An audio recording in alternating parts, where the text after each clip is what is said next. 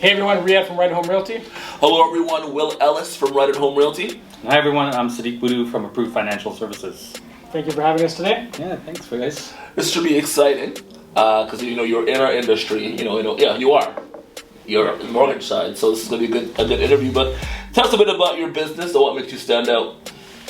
Great question. Thanks. I guess as a mortgage provider, as a mortgage brokerage, a lot of times everybody thinks a mortgage is a mortgage is a mortgage, but like I got into this side of the business coming from the bank, and my whole philosophy and my whole vision was to take what the bank does really well, which is customer service and really like wrapping their hands around the customer and making customer feel appreciated and wanted. So taking that what the bank does well and adding in what brokers do well, which is giving options and solutions that isn't just standard, right? So that was my whole vision for creating a brokerage, and that's kind of what we live through every single day and we hold strong in our hearts, is that being the warm and friendly and giving you that client appreciation like a bank, but at the same time giving you the options and the flexibility and solutions that only a broker can give. Okay. And the business is called Approved Financial Services? Yep. Okay. Yeah, we basically our name is our results, right? So you're approved. Right. Yeah. And then how long have you been in business? We're coming up on to our 6th year in business, same location in Whitby here. Perfect. Fantastic. And Yeah, no worries. Yeah. yeah, no worries. I can cut that one. It's all good. Yeah. He did kind of touch on it, but I'll kind of tie you better. So the next question is, what's your story? How'd you get here? Where are you from? Okay, so I'm originally from Trinidad. I was born there. I came up to Canada when I was 8. Our family did a bit of moving around, so I lived in the States for a couple of years, actually 3 years, then moved back to Canada. And I was in East York, then to Scarborough, then eventually, like most people from Scarborough, moved a little bit further east and ended up in Whitby first, then Ajax and stuff, and kind of made Durham my home and my base of operations. That's where we focus and do our business in also. It was just been, I think I started out kind of working in Canada Trust. It was just a summer job, and that's all it was supposed to be. So a teller? Yeah, teller, right? We're talking like literally this was just a few shifts a week trying to just, make some money. This was not supposed to be a career or anything like that. Banking was not supposed to be the thing I'm doing. I was supposed to be the corporate guy who's in, on the 52nd floor, corner office, wheeling and dealing, mergers and acquisitions, and then somewhere along the way, banking just kind of infused itself into my DNA, and I got, I enjoyed dealing with clients, I enjoyed helping them, I enjoyed, solving problems that they had, or even giving them solutions to problems they didn't even realize that could be solved. And, fast forward a few different positions in the bank and stuff, and I realized mortgages was what I really enjoyed. It's what clicked with me, it's what I could do, and it's where I can impact people's lives, because face it, everybody wants money. If you have money, you want more of it. If you don't have it, you want it, right? And exactly. That's what I do. I give people money. Yeah. Right. So what motivates you every day? Obviously, I mean, the simple answer is family, right? I've got kids and, a spouse, and we've got, a household, and that motivates me because I want to give my kids everything. But also, I've got a team, right? We have over 25 agents here. They motivate me because I get an opportunity to work with great people. I get a chance to coach them and teach them and show them the things that I've done to become successful, so that they can take that and incorporate that into their way of doing things and become successful themselves. And that really drives me because I enjoy that. I enjoy seeing the people around me do well, because it's not just, I don't want to be the one guy at the top of the mountain, right? Because that's a really lonely party. I'd rather have everybody else there with me because we have a lot more fun. So let's talk about the real estate market right now. What do you see? What's your prediction?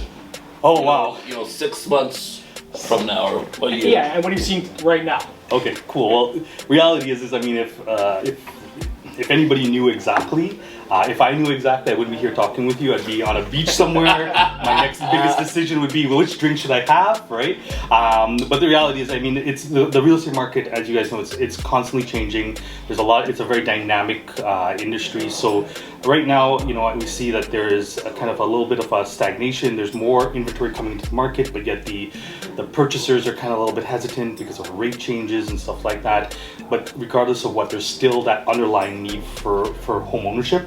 I call it the Canadian dream because people who come to Canada, right, they are either trying to acquire what they had in their original country that they left with a certain standard of living, or they're trying to acquire that because they didn't have it before, and that standard of living is predicated on home ownership. It is. Right?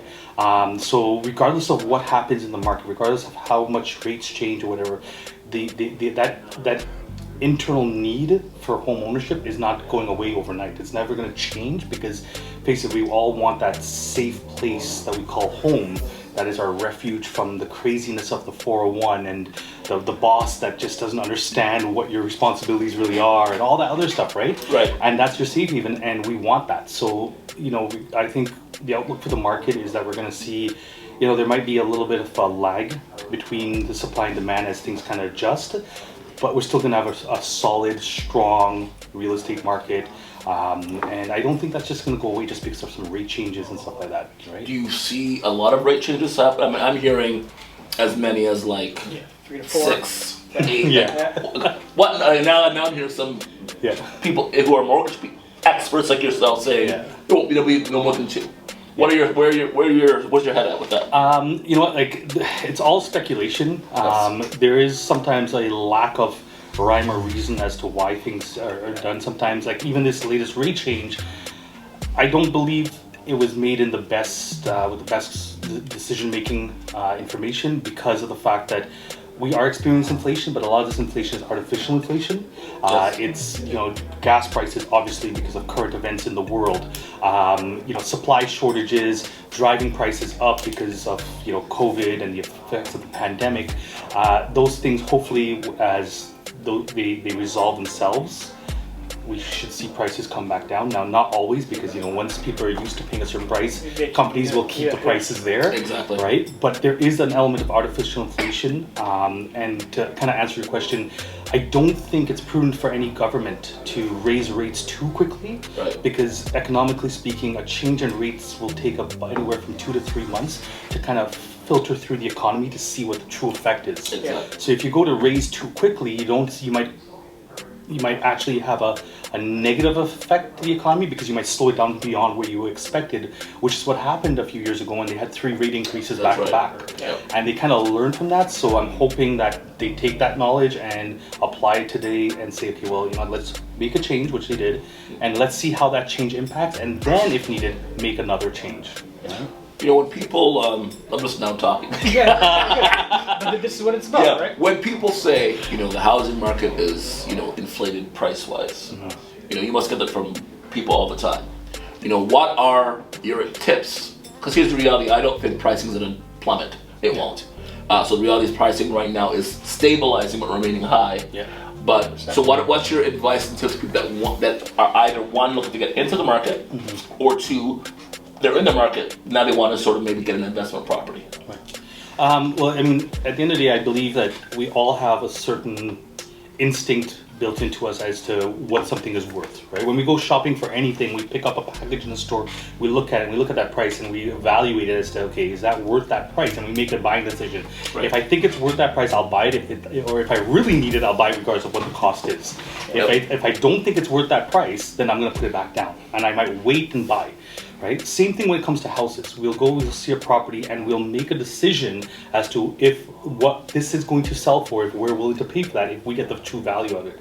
And at the end of the day, as long as that is, it is true, which I think it is for everybody, you can't say what a property is worth because a buy and seller determines that. And, people will buy what they think is of value. And that will continue to always be the case, right? Others would disagree because they would say, well, no, I wouldn't buy it. But as long as there is somebody willing to buy it, you've now set the value, right? Sure. And I think for people trying to get into the market, they need to understand, look, you know what? If you're trying to get into the market, don't default to thinking your property as an investment, okay? First, you're buying a property as a shelter. That's a basic need. And if that property is the right value for you and it is providing you that security of a shelter, go for it. If it turns out to now become an investment and generate equity for you and put you in a better financial position, that's your bonus, that's your gravy. Yeah. But fulfill your first need, your primary need for shelter, and then let everything else be the bonus. If you are a person going into the rental market, and you want to purchase an investment property, then again, yes, it's a little bit change of the dynamic because you're not going for shelter. But if you're looking to build your net worth, there's never a wrong time to get into a market when somebody else is paying off your debt. 100%, yeah. Right? So regardless of what it is, if you're trying to do it, the sooner you can pull that trigger and get into the market. Because though you have clients, I have people that will say, well, I'm going to wait. I'm going to wait and see what happens. See what happens. Yeah. I have clients that will say, 2019, I'm going to wait, pricing will come down. Yeah. Well, it's now up 55%, right? Yeah. So, so that's good advice. I'm going to steal that Canadian gene, by the way. Okay. Yeah. There you go. I like that. Yeah, I wrote it down. Sure, I wrote it down. Yeah. Well, no, and also your part about shelter. It's also for some people forced savings having a house, right? Because you really can't. Most people really can't save, and so by having a home, you're investing in yourself and supporting your future potentially. Your retirement or whatever, or a kid's education. So people need to receive that also as a way to sort of develop. Develop a path for your family and financially. And build an asset for the future, right? Exactly. So, well, the reality is if you look at anybody, regardless of how much investments they have, how much stocks, bonds, whatever, what's the first asset they acquire is always a house, right? That's the foundation to build the rest of your financial portfolio. So you don't go dropping $300,000 in Tesla stock or Amazon stock on without first having the safety and security of a primary residence of a home. Yeah. So that is your foundation. That's your everything that you build your lifestyle on. That is where people need to always start. Right? I think that's where they always will start. Financial foundation. I'm sitting that myself. we have a few trademarks there. We're dropping nuggets on you. That's all. Gold nuggets all day long. So now I'm going to ask a different question, not related to real estate. What's your favorite local business? Since you've been in Durham, living here, you're working here. So you know what? Actually, the one that comes to mind, and just recently I was just there, and it's just really impressive. It's not even something you would think off the top of your mind as a local business just because of where it's located. But in Ajax at the Sobeys, there's this dry cleaner. That's as soon as you walk in on the right hand side, there's a little local thing. It's a nice East Asian gentleman, and I haven't been there for 2 years because, well, for 2 years we've never been. I didn't have to put on a suit all the time, right? And stuff, so I didn't have the dry clean. I didn't have the the clothing alterations. I needed a little bit more alteration these days after But I walk in there, mask on still. And he automatically remembered my name. He literally could tell me the last time I was in there, and he doesn't have a computer, he doesn't have anything, but the guy is just so in touch, and he sees hundreds of clients in a given week. And for him to recognize know my name and start writing it down on the paperwork, I brought in two pads to get hemmed, and he was filling it out. I was like, he knew my phone number, he knew my name. I'm like, I haven't been here in 2+ years. You knew your phone number? Yeah. When was the last time you remembered a phone number? That's crazy. Exactly, right? And I just thought, wow, without this guy doing anything or saying anything, I just felt appreciated. So if there's somebody I was gonna I'd shout out and say, just because of that experience, that's like just a genuine business person, small little kiosk in Sobeys, just there every single day. It's him, nobody else running it.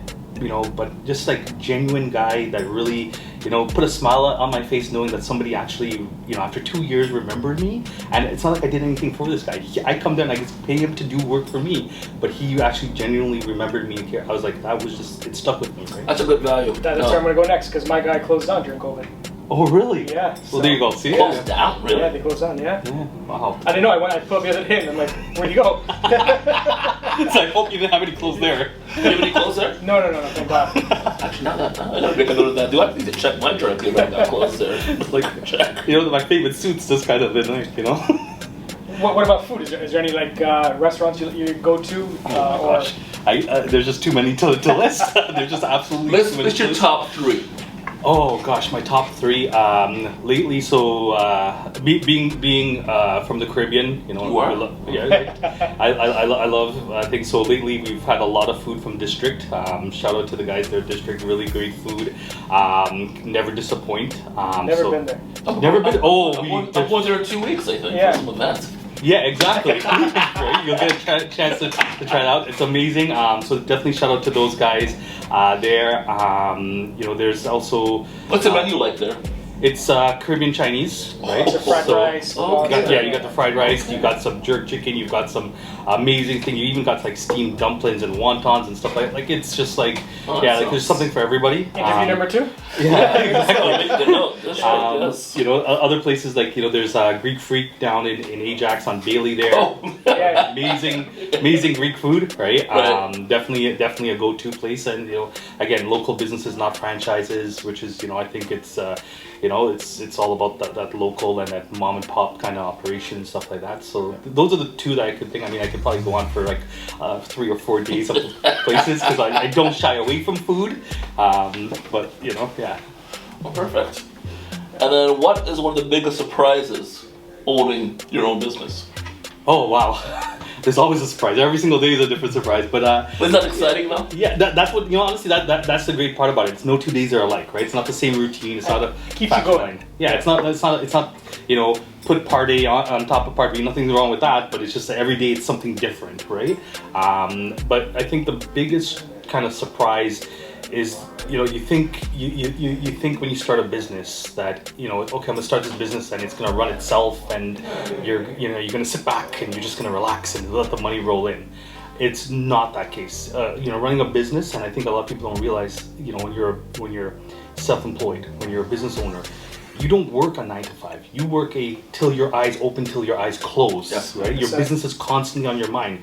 You live and breathe your business because it is not just your livelihood, but it's your passion, right? And around every corner, you're constantly, people just might see whatever you see the opportunity for your business to grow. You see the challenges that your business could face, and you're always thinking about how do I adapt? How do I, evolve? How do I make my business better? And how do I get that out to clients? How do I get them to recognize that the business is, that we're here, we're serious, we're here for you, we're going to do the best for you. I think that's, coming in and becoming an independent business owner is something that you might think you know that, but until you have to actually live it and experience it, you don't realize how it actually becomes part of your DNA, part of your every single day, that you're always focused on your business. 100%. Everything that you do, from going to a restaurant, every time you're thinking about your business. It's funny, we've been doing these interviews for about a month now, and that's a consistent message. What I mean, from every owner. Yeah, and I think it just comes down. It becomes when you do what you're passionate about, you can't get it out of your mind. Right. It's just reality. And it does not feel like work. No, it does not. Right. That's a great message. Yeah. Fantastic. Now you just gotta make sure your spouse is on board. Well, thank you everybody. That was good, Sadiq. Thank you for having us. A pleasure. Yeah, great insight. And again, I always say this at the end of each video. I absolutely love getting to know people in our community 100%. that have a passion for what they do. Their passion. If you were looking for a mortgage, approved services here in Whitby. You do service Ajax. Won a couple of Ajax awards recently as well. Yeah. They are the best. Thank you. Thank you. Thanks, guys. Awesome.